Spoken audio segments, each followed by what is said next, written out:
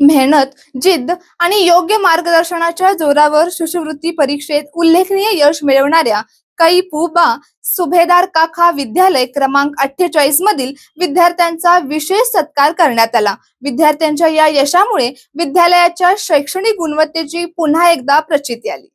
शिष्यवृत्ती परीक्षा ही विद्यार्थ्यांच्या गुणवत्तेसोबतच त्यांच्या सातत्यपूर्ण मेहनतीची कसोटी मानली जाते।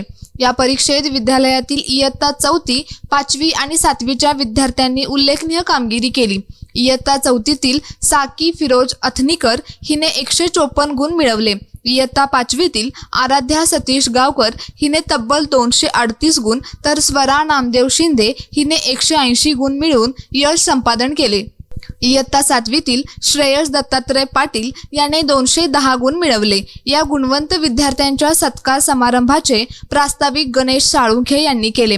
गटनेते विठ्ठल चोपडे, शिक्षण समिती सभापती विद्या साळुंखे, उपसभापती पूनम माळी, प्रशासन अधिकारी इरफान पटेल आणि पर्यवेक्षक राजेंद्र घोडके यांच्या हस्ते विद्यार्थ्यांचा सत्कार करण्यात आला।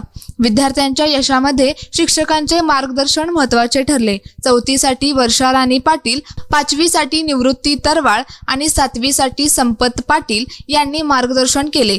या शिक्षकांचाही यावेळी गौरव करण्यात आला। विद्यार्थ्यांचे यश हे पालक, शिक्षक आणि संपूर्ण विद्यालयाच्या सामूहिक प्रयत्नांचे फलित असल्याचे यावेळी नमूद करण्यात आले। सत्कारातून विद्यार्थ्यांना भविष्यातील शैक्षणिक वाटचालीसाठी नवी प्रेरणा मिळाली।